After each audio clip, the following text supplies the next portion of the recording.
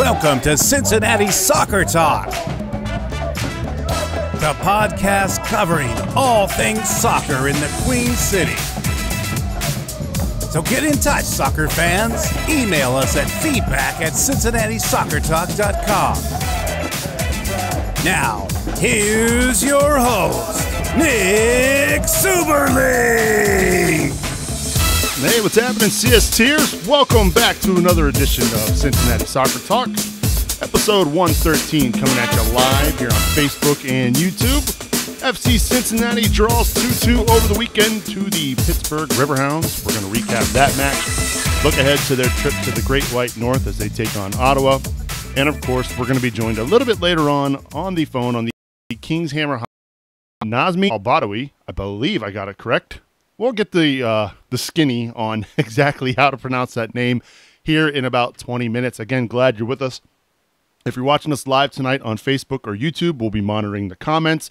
We're going to open up the phone lines as well. The King's Hammer Hotline will be available for you to call in. Yosef, waiting patiently to take your calls this evening. And, of course, you can always email us at feedback@cincinnati-soccertalk.com. Captains. All right, we got an episode captain this week. We got to give it up to Becky and Matt Ryan. Becky and Matt, thank you so much for supporting us here at Cincinnati Soccer Talk. And many of you who might be listening to this for the first time might be wondering, what exactly is an episode captain? Well, you go and support the show by logging on to cincinnati-soccertalk.com/support. We shout your name out at the beginning of the episode. We tag you on social media. We list your name on the actual podcast post over at our website at cincinnati-soccertalk.com. Why wouldn't you want to have your name attached to being an episode captain? So go do that over at cincinnati-soccertalk.com/support. All right, let's welcome in my cast of characters for this week's episode. We bring back the talented writer that is Rob Pierce. Rob, what's going on, buddy? Hey, Subs. I'm having fun with flags this evening. I fly this flag in the name of CST. As I accidentally hit the Wolfman button. I don't know why that happened. Okay, then. Sorry, Rob. Well done. I like the flag. What's the inside joke on that one? Well, there's really no inside joke. It was just pretty cool to see all the flags flying in the Bailey on Saturday.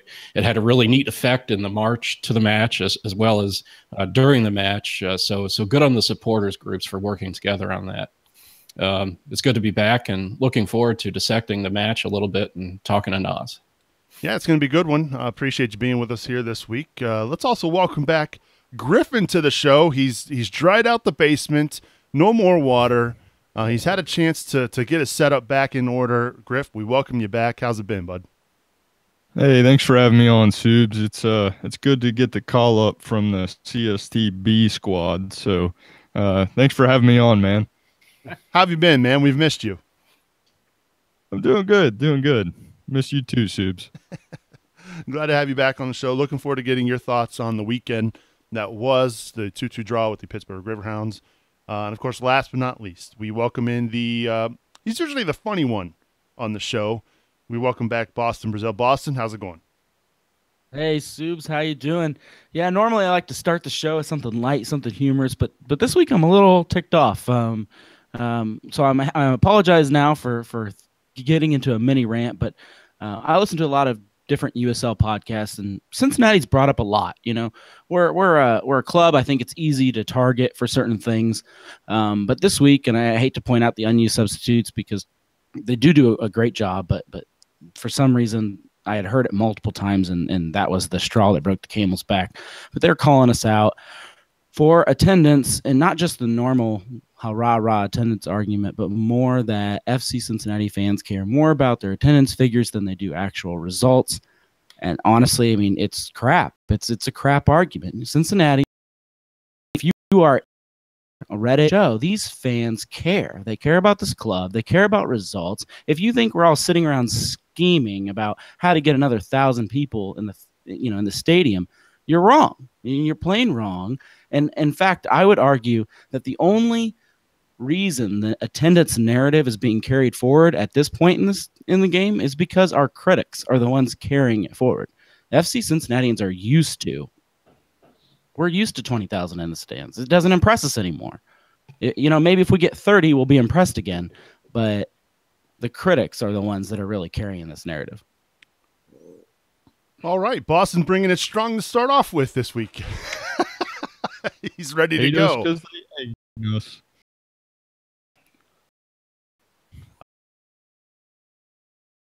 We're going to discuss Cincinnati over the weekend draw. Browns came into the match scoring the first Cincinnati at home this year, and then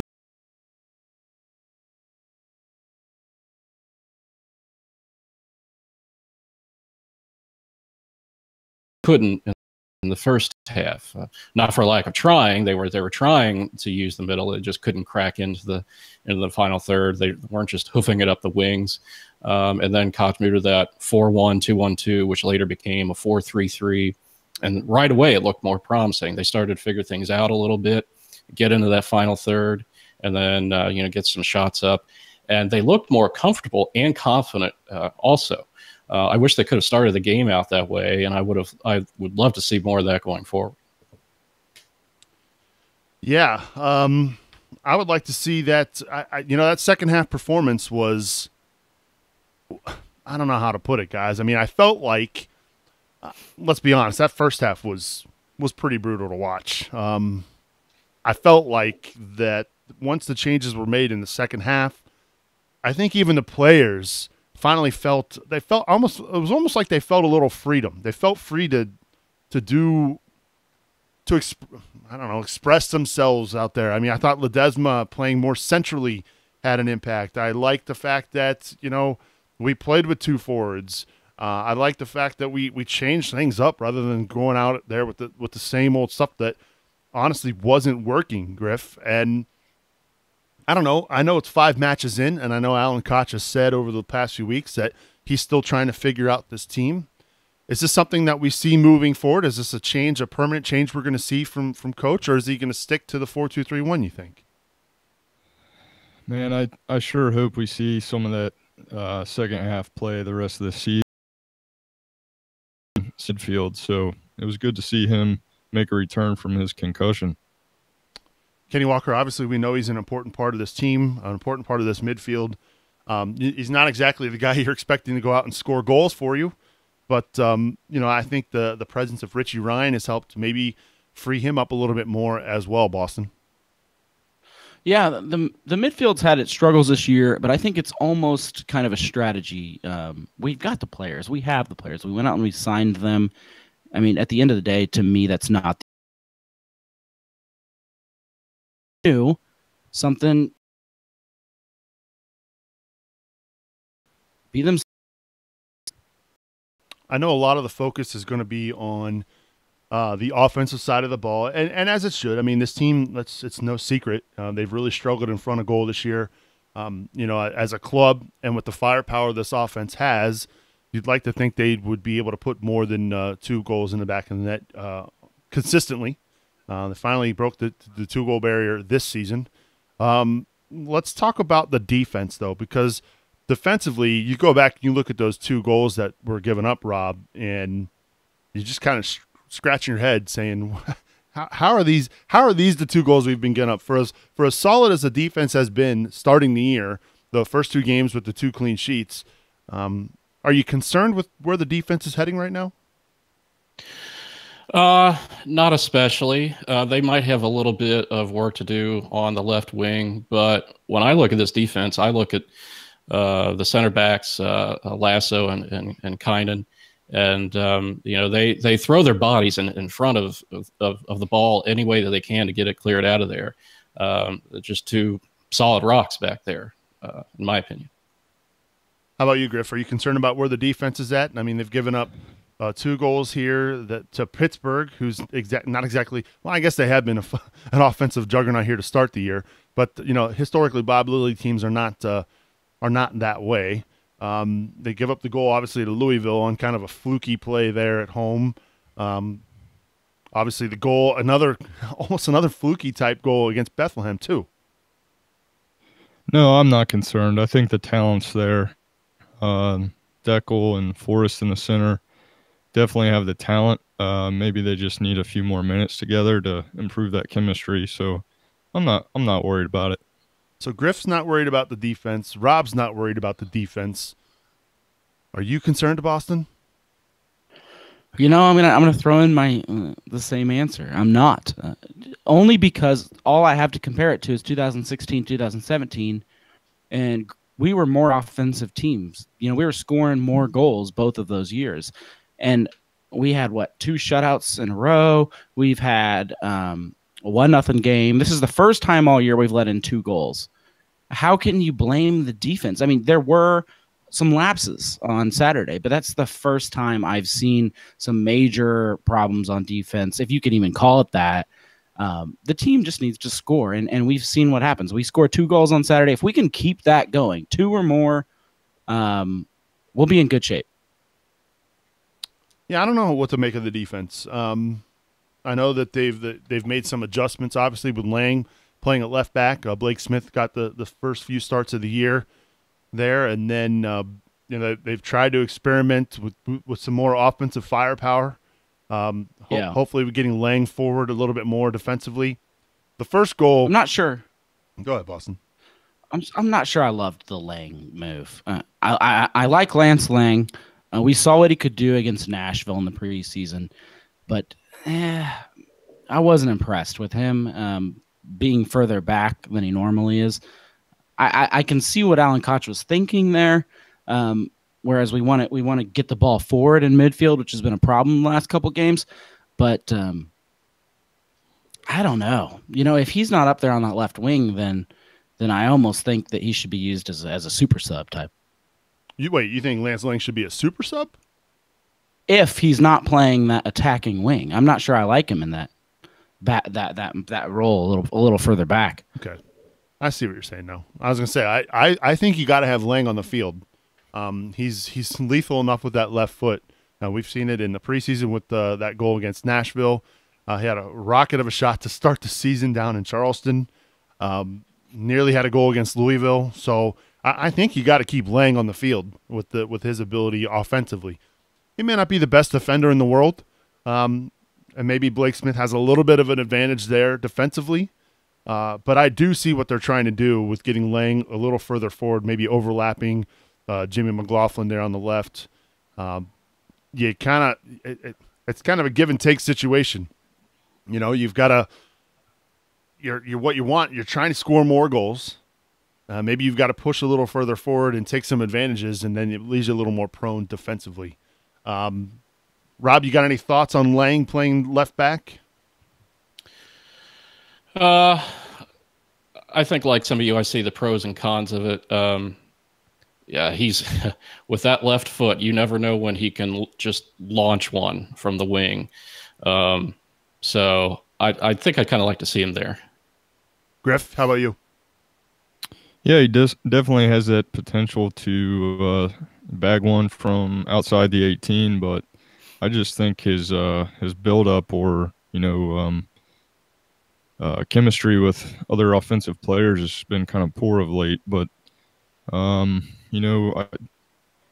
saw Blake Smith kind of get bullied out of some possessions on defense. So if I had the choice, I'd probably go with Lance Lang playing defense. Just from a purely physical standpoint? Yeah, I think Lance, pros and cons, I think Lance brings more to the starting 11 than Blake would. Okay. That's fair. I mean, to each their own. I see what Koch is trying to do here, trying to get some more offense going. Maybe at times it really feels more like a 3 at the back situation. Hoyt also getting forward. Maybe not having his best game over the weekend either. I kind of felt like both outside backs were, you look at the first goal, Lang obviously gives up waiting for the ball, and then late in the game, got a little scary there with his foul there in the box, or near the box. But in the end, it's a 2-2 result.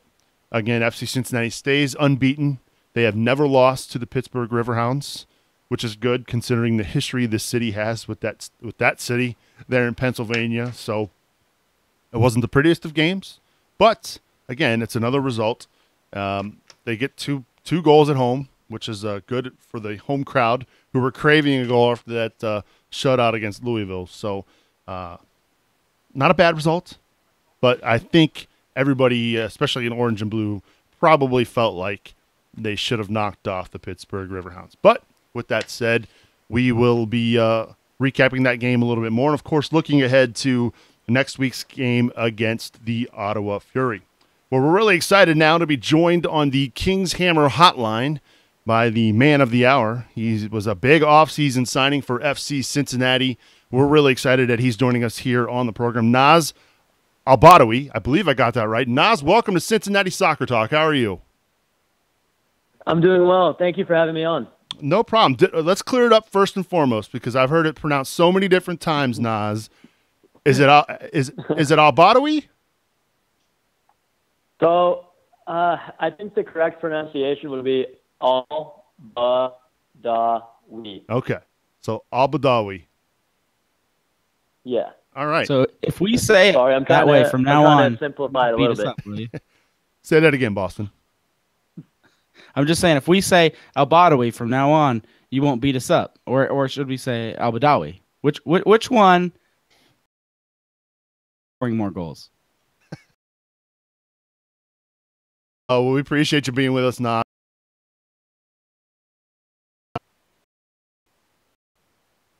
It felt great, man. I mean, it's my first game since the semifinals of NASL last year, which was in very early November. So it was good for me to get out there. Kind of, I still feel like I'm getting my sharpness back. Still feel I'm not quite at 100% yet, but I'm getting there.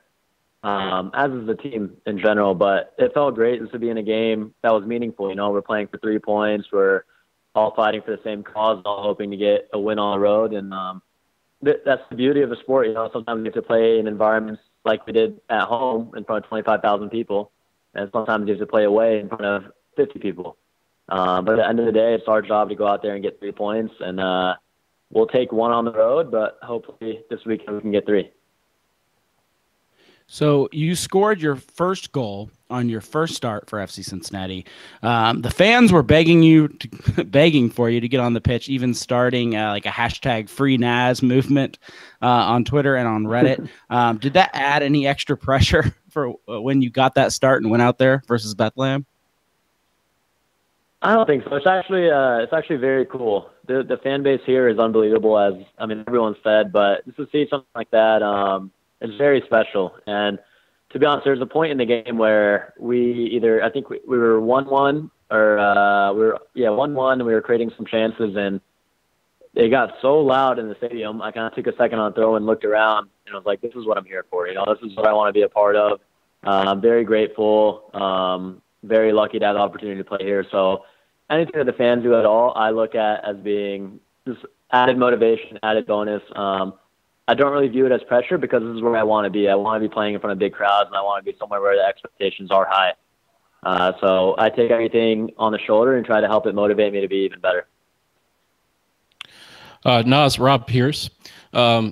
Speaking of the fans, what did you think of your first start at Nippert Stadium? Was it everything that you expected? Yeah, it was probably more than I expected, to be honest. Like I said, there was a point there in the second half, and we really started attacking more and being more dangerous. And with the fans getting behind us, you could tell that Pittsburgh was shook. And just having that factor in the game where it gets that loud and it pushes us on more than I think the fans realize as well, that when you hear that, you want to give everything you have. And it's just that little extra motivation when players are tired, players are starting to feel down. Well, let's talk about that little match a little bit more, Naz, because you even mentioned, what were you seeing in the first half that was making it frustrating for you against the Riverhounds, and then that change that happened at halftime? I mean, what was the difference? So at halftime, we essentially changed formations. So coach did a good job of telling us, okay, we're going to go out in the second half and play in a certain way instead. And because of that, I was able to find the ball a lot more, as were our other attacking players. They were able to get on the ball in better spots. The first half for me, it was almost like I was frustrated because I didn't get the ball often. And then when I did, it was in a very, very, very tough situation, as it was for all of us.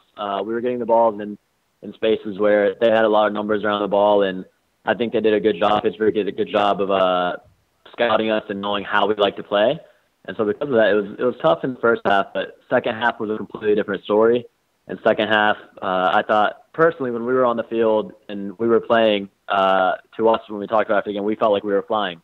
Just moving the ball well, keeping possession well. I mean, getting the ball in dangerous spots, because I think in the first half we kept possession as well, but everything was deep in our half. Whereas second half we were starting to keep the ball more in their half, and because of that, we were able to get more chances on goal, and as a result of that, we were able to get 2 goals as well. Nas, a follow-up question. Those tactical changes that were made, just watching the second half, you guys looked more comfortable and more confident. Did you feel more comfortable and more confident in that setup? Yeah, I think so. All of us are professionals, and all of us are used to playing in different formations and whatnot, but I think the difference was that we were getting on the ball a lot more as attacking players. And so when you get the ball a lot, you naturally start to get more confidence because you're in the rhythm of the game, you know, and you're in the groove and you're connecting passes and everything. Whereas when it happens to attacking players, where you don't get the ball a lot, you think that you have to create something every time, and that causes you to turn the ball over. So it's about staying patient. In the second half, when we were keeping the ball so well, all of us were able to get on the ball a pretty good amount. And because of that, I think that with it came kind of confidence and everything with that. Just having the ball more always helps in that situation. So, you know, do you feel like that second half could be a building moment? Do you feel like that's the moment that could help this team click? Because I'll be honest, you know, judging the pulse of the fan base, the fans are waiting for that breakout game. You know, we went out there, we signed you, we signed some of these other NASL, you know, all-stars, and you know, we've had some good games, but it's been a little bit different than we've expected. You know, these 1-0 or 1-1 type of games.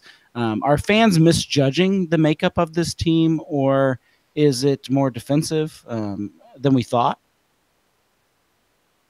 I think that we're still. I know it's 5 games into the season, and we had a long preseason. But I honestly think that we're still continuing to gel together as a team, and we're still getting used to one another. We're all coming from different teams for the most part. I know there's only 9 returners, but even the guys that are coming from the same team, I mean, we're fielding a different lineup, and all of us are adjusting to playing with one another. You know, everyone has different habits and everything. We've seen glimpses. We've seen glimpses of how good that we can be, I think, in certain situations, as the fans have. But we know as players that we have the potential to be the best team in the league. And I think we all realize that. And I think we have the best roster in the league, if I say so myself. And I think we have to play up to that expectation. And that once we do kind of flip the switch, and to us, I mean, we're working hard every single day in training. We're doing everything we can, controlling everything that we can. Now it's just a matter of carrying it over to play a full 90 minutes in the game. And I tell you what, I really think that I think that our team is going to be very, very scary and very difficult to beat. And I think that we will score a lot of goals. Right now, I still think it's us adjusting things, getting used to playing with one another, and everything like that, because it does take time. I mean, training is one thing, preseason games are one thing, but real games are different as well. And getting into that environment, it takes a little bit of time to settle, but with the players we have, I really think our goal here is a championship, and that's what all of us came for, and that's what all of us believe will happen. Griff, you're muted if you're trying to ask a question. It's amateur hour tonight now. Sorry about that. No, I'm just teasing, Griff. Go ahead. Hey, Nas, Griff here. Many of this roster was signed from the NASL. What's it like to play with some familiar faces? Oh, it's pretty cool, man. I mean, I have numerous pictures of me going into a midfield battle with either Tyler Gibson or Michael LaHood or Richie Ryan. And then not to mention all the other guys in the NASL that, like Manu Ledesma, I played against last year, and playing for Edmonton, he was a good feat as well. I played against, and then Minnesota for a year, and years then.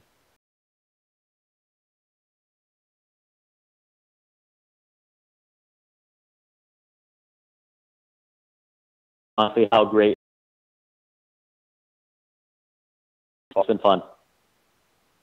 That's great to hear. I know we heard from someone earlier this season that said it's kind of cool when a club scratches, you know, everything from the previous season, only from the fact that everyone coming in is new. So, you know, we only had a small portion of returning guys, but you guys all got to build almost like it was a first-year club, which I like to see from the outside. But I'm going to ask you, what's your assessment of FC Cincinnati? We're 5 matches in. I know it's only 5 matches, but it was a tough schedule to start the year. We have 2 wins, 2 draws, and a loss. So how do you, Nas, feel about FC Cincinnati right now? So positives and negatives. I honestly think with the team we have, we're capable of winning every game we play. And I think everyone in the locker room feels that way. Everyone on the coaching staff feels that way too. I don't remember the last time a team's won every single game they've ever played. So that won't ever happen. That being said, we've played 5 games. We've only lost once. It's a pretty good start, I think, for a team that is brand new to one another. And like you said, we have a lot of new players and everything. And so I don't think it's great. I do think we should expect to win.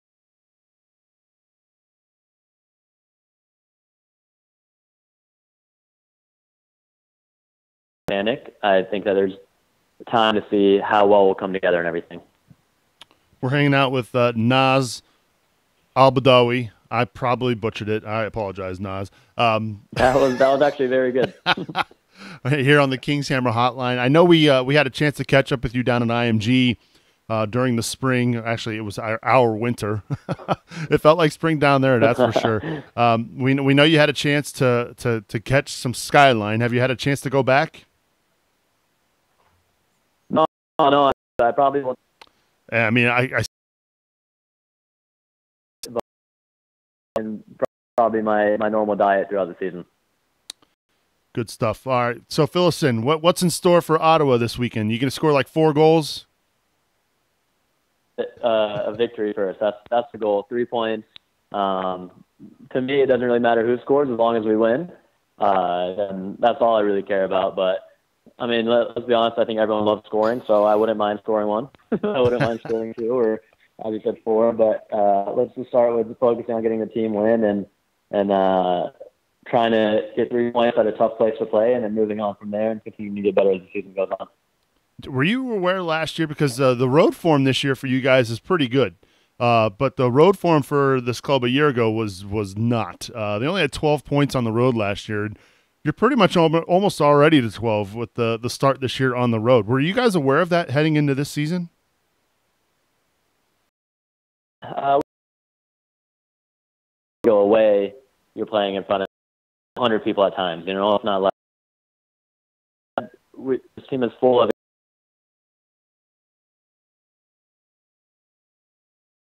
and doing what we have to do to people in the stands, or on the road, our goal is always the same. And that's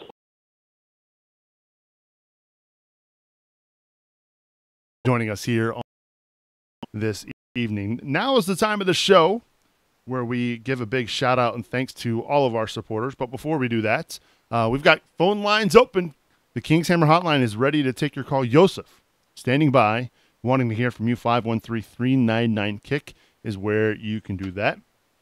Of course, we got to give a big shout out and thanks to Tim Bronsel from King's Hammer, Matt Adamczyk, Mama Subs, Brian Malone, Jamie Smith, Mike Hudson, Jonas Tom, Jack Emery, Mike Bowman, Jesse Gill, Kathleen Francis, Jesse King, and Teresa Everidge. Thank you so much for supporting us here on Cincinnati Soccer Talk each and every month. We really do appreciate your generosity. To learn more about how you can support our show, you can do that by going to CincinnatiSoccerTalk.com/support. Well, apparently on Twitter, I'm being ridiculed for apologizing for butchering Naz's name. Thanks for watching. We appreciate you. Anyway, let's move on. Let's talk about the Ottawa Fury a little bit, Rob. This is a team in year 2 in USL. They just joined a year ago. Let's talk about the Fury. What can we make of their start so far to this season? It has not been great. They certainly have struggled a bit. They didn't really have the best schedule to start with.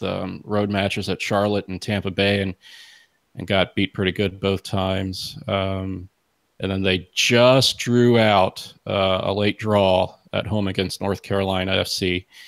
That was at home. So this, you don't want to feel too confident going into a match, but this might be an opportunity to experiment a little bit get some guys in that, maybe haven't seen action yet.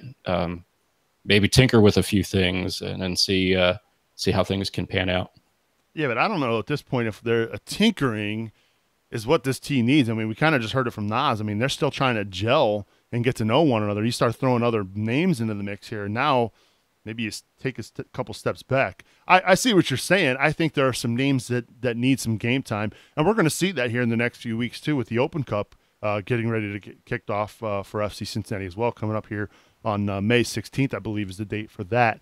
But, yeah, you're right. I think, when you look at what's happening with the defense the last few weeks, I'm not saying the center backs are at fault. I'm not saying not really anybody in particular at fault for some of the goals, but I do think maybe getting guys like Patty Barrett involved there at center back, give Deco a rest, because let's face it, he's no spring chicken.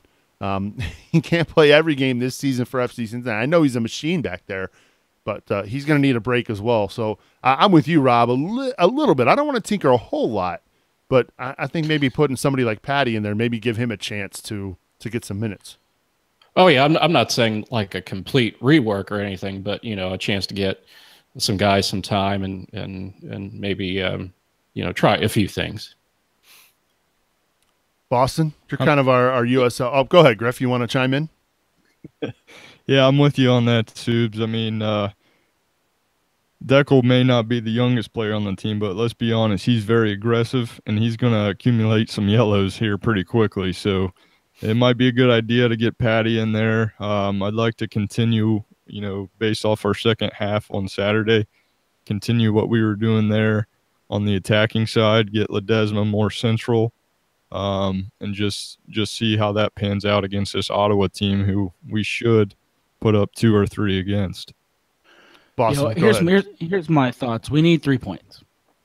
End of the day, we need 3 points. But I do think we can get 3 points and mess around a little bit as far as I would agree with you guys. Let's sit. Deco is he on 4 yellows? One him or Lasso. One of them was on 4, I think, already.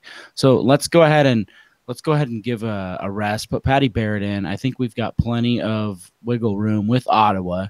They've got 1 point on the season. This is a game that we should outmatch them. If we do not win, if we do not get 3 points on Saturday, then put me in the super concerned column, because I think we could play, half our bench and we should still win this game. And that's after watching Ottawa in three separate games this season. So Kynan's got 2 yellow cards, according to USL Soccer's website. Man, I'm off. Deckel's got 2, Ledesma's got 2, and Lasso's got 2. But still, I mean, as Griff said, these are going to accumulate. There's no way Deckel's not going to get more yellow cards with the way he plays. He plays right on that line, which is good. It's what you want from your center back. Yeah, I love the way he plays, but they're just going to accumulate. I'm taking some flack on Facebook because they're saying, play to win the game. I agree, but what you have to realize is we play Saturday, Wednesday, Saturday, and we cannot play our starters 3 games in a row in 7 days. So what we're going to have to do is I want to see a little bit lighter of a lineup versus Ottawa, and then we're going to have to go back to full strength later. So you're saying, okay, I see what you're saying. Maybe not put up a full squad against Ottawa, who, let's face it, not the best team in the USL right now. You take your chances because you're going to go up against a tough indie squad on the road again. That is an away game, right? Yeah, it is an away game. So, yeah, I see what you're saying. So my guess is most likely we're going to see a lighter squad for this weekend's match against Ottawa. Probably seeing some substitutions there at center back. Maybe see Daniel Haber getting a start there at the left wing. Maybe even seeing Cicerone getting some minutes there on the right wing. Who knows what Alan Koch is thinking. He threw the script out at halftime. I didn't see that coming. Did you? So I guess you never know. He could probably surprise us all and trot out a full lineup there against Ottawa to get the 3 points, and then who knows? He could also play his 2 starters the first game against Ottawa, the second game against Indy, and then maybe the next game after that, I believe, is Atlanta United 2. Yeah, well, we're in trouble because Atlanta United 2 is better than people think. I mean, they held Louisville to a point. They're a decent team. I mean, my strategy, if I'm Alan Koch, is go light on Saturday and then hit Indy and hit Atlanta both pretty hard. I don't see any other way to do it. I realize there's other opinions out there, and I've been wrong before. I predicted a Pittsburgh win, and I got 0 points in the Growler Cup this week, so I am well acquainted with being wrong. As am I. I'm married, so I'm wrong all the time, as are you, Boston. I'm kidding, of course. Of course, don't forget you can catch March to Match Day a little bit later on this week. Brian, our own Brian Weigel, will be bringing that to you as he'll be visiting with folks there covering Ottawa Fury. Of course, he's got a quick turnaround because that game midweek next week against Indy, he'll have to be covering that as well. No pressure, Bri. I know you're listening. Make sure you get on that March to Match Day. So it should be a good one there as well. Let's talk a little Dutch Lions. Shall we, Boston? Yeah, let's do it. This is one of my favorite topics. Yeah, we're hoping to hear from Brandon Ponchak, their GM and Director of Operations. He should be calling us here shortly. But Boston, why talk about the upcoming preseason and how folks can get tickets? So we have Cincinnati Dutch Lions start their season May. I think it's May 20th. We're shortly under a month out. And this is one thing that I'm really hoping that Cincinnati will take to. We've proved that we can support professional soccer. What Cincinnati has not proved is that we can support lower league soccer. And this is where it develops in this country. In fact, Cincinnati Dutch Lions have put out some serious players in this last year. In fact, their goalie from last season is over there playing in England right now.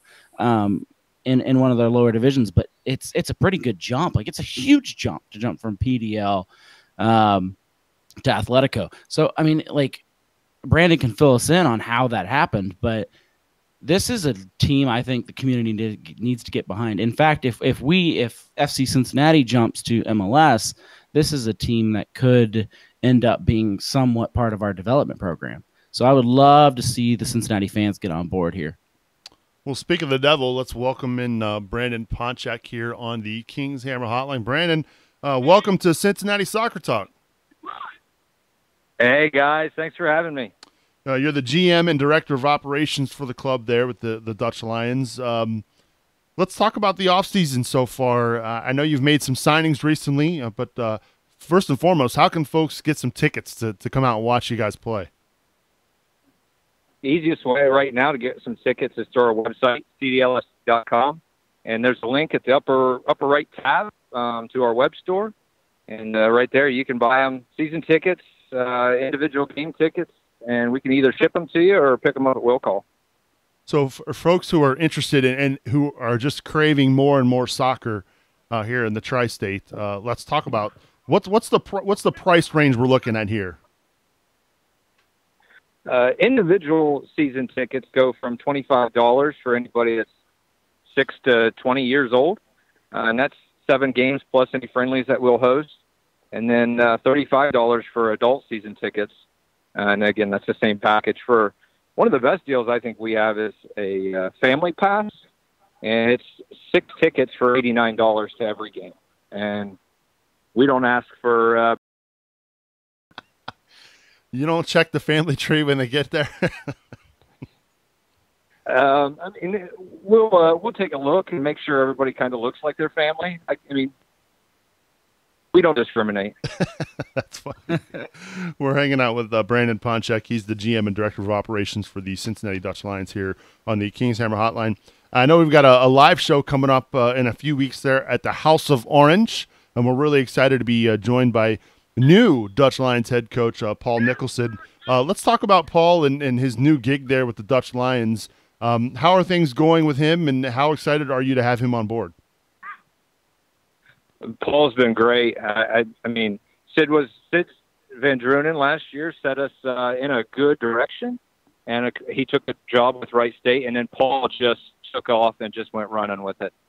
He's extremely connected from his time in Wilmington and his time in college coaching. He had a couple years of college coaching, and he's just got an extremely big network, and it allows us to really have a great reach Of course, his professional playing background is huge in recruiting as well. Connections to agents and coaches and opportunities to further their careers for these young players. Hey, Brandon, real quick, we're buddies and we hang out all the time, but I want to like give you a chance to let the Cincinnati community here, especially the fans that listen to our show that have never attended a Dutch Lions game. What is so special about lower division soccer, especially if you're only into Major League Soccer or even USL? What is so great about the building block of a team in the PDL like the Cincinnati Dutch Lions? Yeah, I took like 8 years in college coaching, and this was always a direction that was interested me, and that started from my time in working in USL when it wasn't what it is now. They didn't have as many teams. I mean, it got down to like 12 teams, and it was very spread out. So I really got a feel of it, and it was a very similar environment where the fans had 100% direct involvement with the players. Our guys have a yearning to get a contract, to climb the ladder, and go wherever they can go and play professional soccer. So players, fans, they really get a good environment from that emotion that the players put into it, and some additional time to be on a ball. And for a lot of them, sometimes it's in a different community. So that was one aspect in being in Cincinnati last year, really reach out and players. Well, Brandon, go ahead, Boston. No, I just wanted to say that we here at CST are going to do everything we can to support lower division soccer and try to get those stands packed on May 20th. We hope everyone listens to the show will come out as well. Yeah, absolutely. And on there, May 14th at House of Orange, it's going to be awesome. We're going to have our team down there. Paul will be down there. We'll all be down there hanging out with you guys, and everything that you guys do is awesome for Cincinnati soccer as well. It just opens up the doors for so many to understand what's happening here in the city, and really an inside look at a lot of players, coaches, and different other happenings. I know you've reached out to different entities around, the Swerve or the Sirens, and all of that's great. And this is just one more that in my opinion, you can't have too much soccer. No, for a city that's been craving it, it sounds like for, with the explosion of soccer that we've had over the last 3 seasons, I mean, it doesn't get any better to this. And so we're really looking forward to being down there, not just on the 20th, but the 14th as well there at the House of Orange for our next live show with special guest, Cincinnati Dutch Lions head coach Paul Nicholson. Brandon, we appreciate you spending a few minutes with us here tonight, and looking forward to catching up here real soon, man. Great. Appreciate it. Hope to see everybody out at the games. Thank you very much. That's Brandon Ponchak, General Manager and Director of Operations for the Dutch Lions. The Dutch Lions, as I say it correctly tonight, joining us here on Cincinnati Soccer Talk as we begin to kind of wrap things up here on episode 113. It was a really fun show tonight. Really enjoyed catching up with Naz Al-Badawi. Of course, getting to know a little bit more about the Dutch Lions as well. It's going to be a fun year, and I know we're going to be involved with that. I believe it's the home opener, right, Boston? Yeah, we'll be out. Actually, I think several of us will be out for most of the home games this season, if not all. And so we encourage Cincinnati Soccer Talk and the Dutch Lions are working on a couple more collaborations. This is something that we want to use to grow the fan base. We feel like the USL has reached a level of just pure amazement, and the way Cincinnati can keep proving itself is in markets like this. It's going to be a good time again. I know a lot of you turned out for the live show last week there at Buffalo Wings and Rings. So make sure you turn up for this special live show down at the House of Orange. I have not had a chance to get down there, but I've heard nothing but good things about that place. But that'll be May 14th. And of course, we'll get a chance to catch up with former FC Cincinnati defender / midfielder Paul Nicholson. All right, let's head to our final thoughts as we begin to wrap up. I'll start with you, Rob Pierce. Rob, I appreciate you being with us this week, man. I got to say, your article about the GPS tracking and the heart monitors was really well written. Of course, everything that you write is really well written, but I thought it was a really cool inside look as into what the team is doing from a health perspective. Well, thank you. I appreciate the compliment. For my final thought, I'm going to go off the radar just a little bit. We just finished playing Pittsburgh. If you didn't hear last week in the build-up to the Pittsburgh match, Riverhounds forward Kay Banjo and his family lost their home in Maryland recently in a fire. There's a GoFundMe page for donations to help the family rebuild and land back on its feet. Their goal is $15,000, and before the show, they were just $500 short, so they're almost there. We know FC Cincinnati fans are quick to help in a time of need, so if you're able, even a small donation, I'm sure, would be helpful to them. I tweeted the GoFundMe link and tagged Cincinnati Soccer Talk before the show, so it would be easy to find. We might root against them on the pitch, but we can extend a hand off the pitch and show that the soccer community goes beyond Cincinnati. Good stuff, Rob. And I'll make sure I include the GoFundMe link on the show notes, which you can find over at CincinnatiSoccerTalk.com. Rob, appreciate it, man. Good stuff as always, bud. Thank you. Good to be back. Well, let's head over now to the one and only Griffin. It was very quiet tonight. Sounds like he had an eventful night there at the Griffin household. Griff, appreciate you being back. I know it's been a while. I know you've been busy, but I know you're already looking forward to a little foot golf this summer. But your final thoughts as we begin to wrap up? Yeah, thanks, Subes. Thanks. Yeah, thoughts and prayers to those in Toronto. Like Rob said, we may be foes on the pitch, but the events in Toronto tonight are thoughts and prayers for that community. And then secondly, I just want to give a shout out to Dan McNally, Jeff Smith, Jeff Birding, and the entire front office. I think we take our FCC game day experience for granted sometimes, and we just need to remember we're in the USL, and that is an absolute great thing we have going on at Nippert. And it's only Monday and I'm already craving for the next day that we get to go to a home match. So they're doing an outstanding job there at Nippert Stadium. Well said, Griff. Yeah, I mean, if you think about it, 50,000 folks already tuning in or turning up for FC Cincinnati matches in the first two games. So kudos to the ticketing staff and everybody involved, and really glad to have you back, man. Thanks, Subes. And last but not least, we bring it to the funny guy who brought it early. He brought the heat early. And I'm going to admit, Boston, you kind of tapered off there as we went. Nah, I'm teasing. Boston Brazil, your final thoughts as we get out of here. Yeah, sorry to let everyone down. I'm being kind of a Brad or a Brian today. But I want to just give a shout out to the Bailey. There were some problems with match one, which is to be expected when you're starting the season off again, and we're only a third-year-old club. But they brought it. I sat outside the Bailey almost just so I could kind of experience it from afar. And wow, whoever's idea it was to bring all those flags and spread them out. I mean, the Bailey looked beautiful, sounded beautiful. We even tweeted out after the game how great it was. It was spectacular.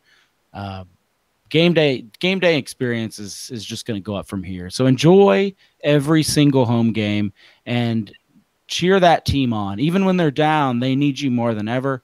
Let's get some points. FC Cincinnati is in 6th or 7th place right now. Let's climb that table. We belong up at the top, and hopefully, these next few matches we can solidify our place up at the top. It matches this roster, matches all of our expectations. Good stuff, Boston. Appreciate you being with us this week. Anytime. My final thoughts. I was in a pretty good mood tonight until I left for soccer training. So for those of you who don't know or you're new to the show, I live in Toledo, Ohio, which is about 3 hours north of the city of Cincinnati. And I did make my way down for the home opener. And I opened up my mailbox today and found a speeding ticket for my trip home from the home opener. Thanks, City of Dayton. You're the best. Love that. It was a camera cop.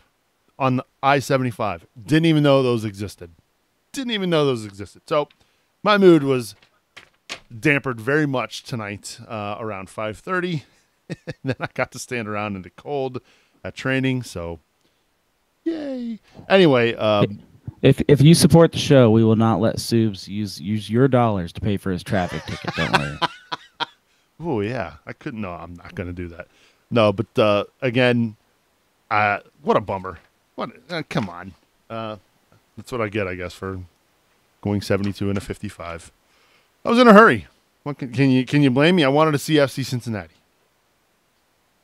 Anyway, my thanks to, I got to give it up to Kevin Butler. He is kind of the interim media relations director right now, filling in Fumi Kimura had recently left the club, and there's kind of a void right now. And so we appreciate Kevin making the efforts to make sure we can get Niles on the show tonight. So, Kevin, thank you very much for that. Of course, big thanks to our episode captains, Becky and Matt Ryan. Thank you for your support. If you want to help support the show, you can do that by going to CincinnatiSoccerTalk.com/support. And, of course, if you don't want to help us out financially, certainly understandable. You can help us out by leaving a review on iTunes by doing that at CincinnatiSoccerTalk.com/iTunes. Don't forget, we will have March to Match Day coming up a little bit later this week. Brian's going to do a great job previewing a little further the Ottawa Fury match and, of course, the Indy 11 match as well.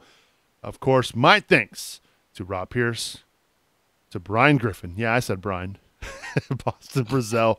And, of course, for Joseph Sagai screening our calls tonight. I'm Subs, reminding you to watch your tackles, and we will see you all next week. Abu Dhabi.